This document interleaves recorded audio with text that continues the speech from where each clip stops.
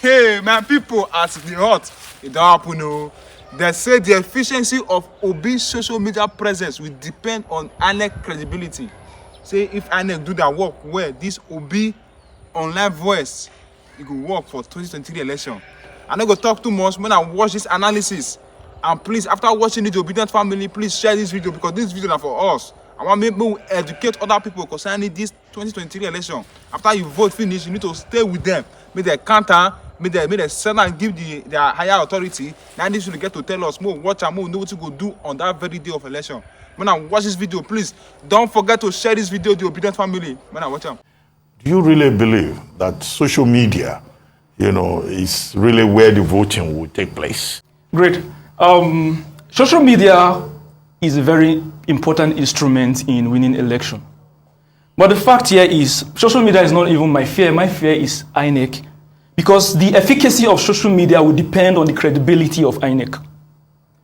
So on social media, what we Obedience do, we bring our reports from the grassroots mobilization, sensitization that we've been doing.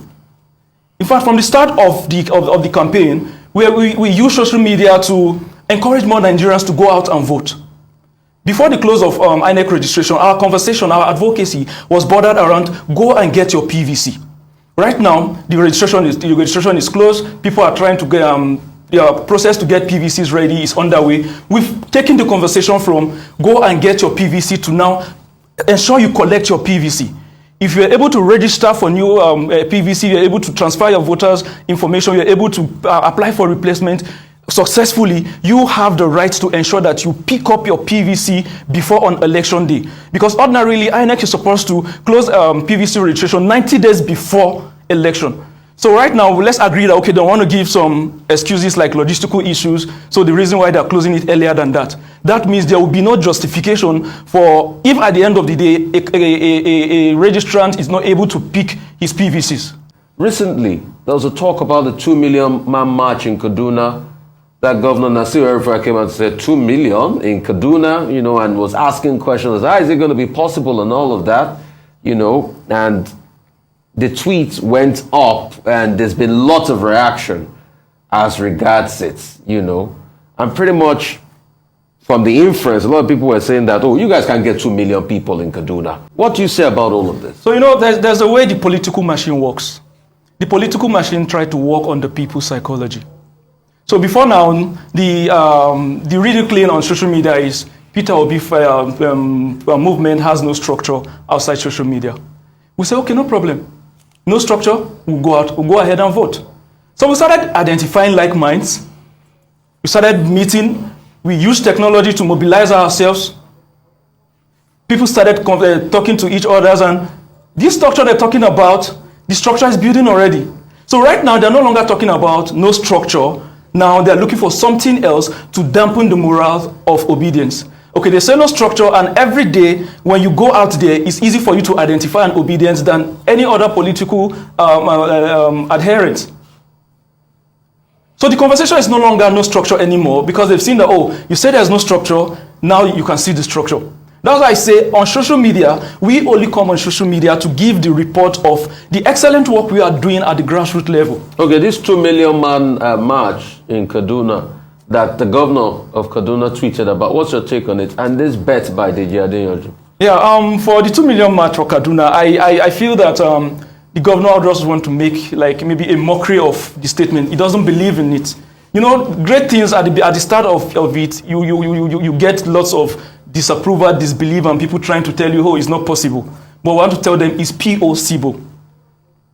So I believe that's the reason why the governor made that tweet, like just to make more. So are you going to get 2 million people in Kaduna? We can get that. Mr. Peter Obi been seen with Wike, Governor Nyesom Wike of Rivers yesterday in a group photograph. And there have been speculations about what that could possibly be.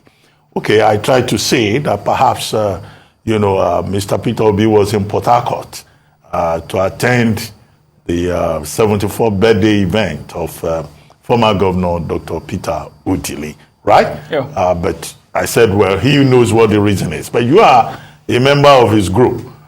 Do you have any idea why he's hobnobbing with Nyesom Wike is Mr. Peter Obi seeking an alliance with the Wike camp, and for what purpose? Is there something you know that we don't know?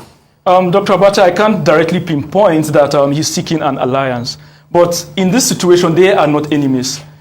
Just because we are asking that, okay, give us the chance, we can do it better, does not mean that the opposition are in a fight with us. Does not mean that we're enemies. Does not mean that there wouldn't be collaboration where need be. Does not mean that there wouldn't be consultation where need be.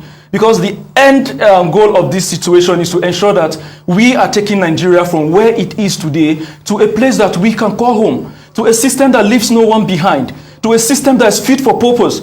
So if it demands him consulting and meeting with few people from the other flanks of the political fight, I don't see a problem with that. So in my previous interview, I usually argue that election is a people's project and not a politician's project. Before now, the people leave the task of bringing people into power solely to the politicians. They don't take part, they leave everything to be okay. Politicians should deal with that, and we just sit back and whatever is thrown at us, we survive it for the next 4 years or the next 8 years. But young people, Nigerians are beginning to realize that you have to bring your resources, you have to put your best foot forward to bring in leaders that can serve your purpose. You have to contribute to bring in leaders that will serve you. You will not sit down and someone else will bring in a leader that will serve you. No, that person will bring in a leader that will serve their purpose. Point where the name they coined themselves, Obedient, was now ridiculed into words like obituaries, obi-end, to the point that they were all to the point that they were gaslighted and lumped up to names like linking them to iPods and stuff like that. So this wasn't the expectation of these young people. They were expecting issue-based debate, issue-based discussion. But what they are meeting is totally different. So ever since then, this group of people, this Obedient, they've been on the defensive side. They've been on the defensive side, trying to tell these people that let's have a better conversation. Instead of telling me that my candidate will not win or my candidate has no structure. Okay, you're telling me my candidate has no structure, my candidate will not win. We are saying we are the people. We are considering election to be a people's project. We want to contribute our quota to see that we bring in a leader that can give us that economic and political future that we've been yearning for. Young people don't want to waste any year ahead. They don't want to waste any, because we can agree that okay, they've lost some years due to the management of the economy, of security by the current administration. So they are yearning for better. That is why they are coming with this kind of conversation, to have a better conversation, expecting people to bring up conversation that is talking about our socio-economic issues.